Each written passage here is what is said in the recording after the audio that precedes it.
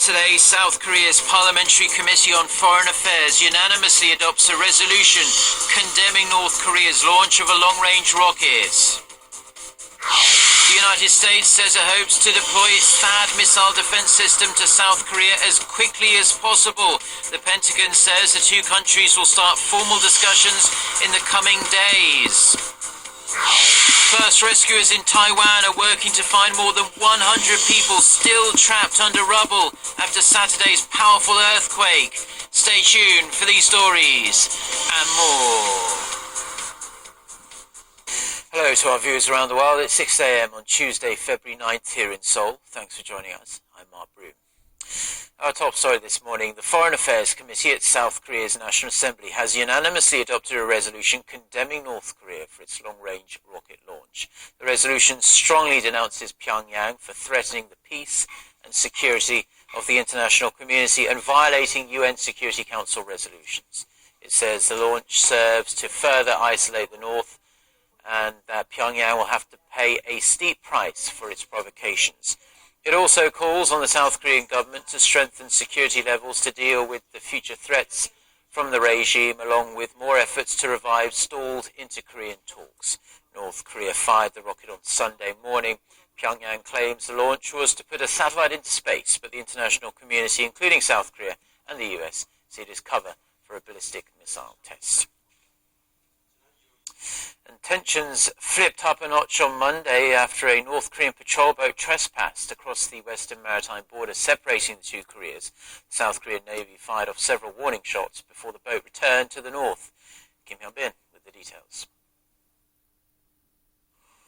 South Korea's defense ministry said on Monday that a North Korean patrol boat ignored several warning messages from the Navy before violating the northern limit line. Soon after, 5 warning shots were fired, and the patrol boat retreated across the border. The vessel spent around 20 minutes on South Korean territory. At 6:55 a.m., one North Korean patrol boat crossed the NLL and ignored our warning broadcast. We shot off warning shots and then it retreated. The ministry added that the nation's military remains on high alert after Pyongyang's long-range missile launch, or what the North calls an Earth observation satellite. South Korea's chairman of the Joint Chiefs of Staff, Lee Sun-jin, on Sunday said there is a high possibility Pyongyang could conduct an unexpected tactical provocation and order the military to maintain combat readiness.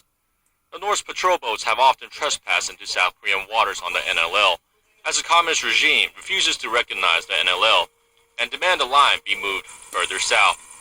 The NLL was drawn unilaterally by the UN command when the 3-year Korean War entered a ceasefire in 1953. The two Koreas have engaged in past conflicts near the maritime border in 1999, 2002, and 2009. Kim Hyun-bin, Aria News. Now, the US government says it's looking forward to the early deployment of a US ballistic missile defense system known as THAAD to the Korean Peninsula.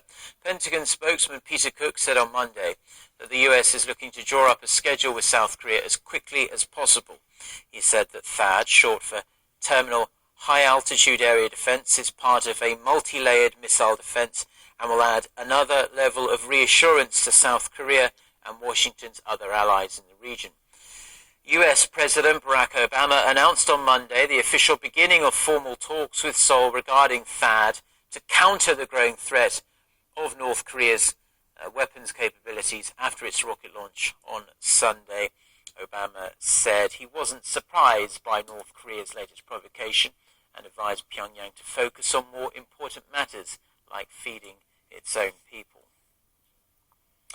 South Korea's defense ministry is set to release its assessment of North Korea's rocket launch later today. Officials say representatives from the ministry, the Joint Chiefs of Staff, and the Agency for Defense Development will take part. They will focus on whether North Korea's missile technology and capabilities have improved since the previous launch in late 2012. Now, South Korea and the US have now got a detailed map of the rocket's flight path. South Korea's military also collected debris from the rocket, which fell into waters west of South Korea's Jeju Island.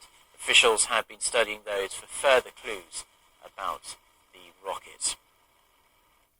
More propaganda leaflets from North Korea have been found in South Korea. Cheongju Chongwon police say dozens of flyers were retrieved near Cheongju International Airport and have since been passed over to the South Korean military.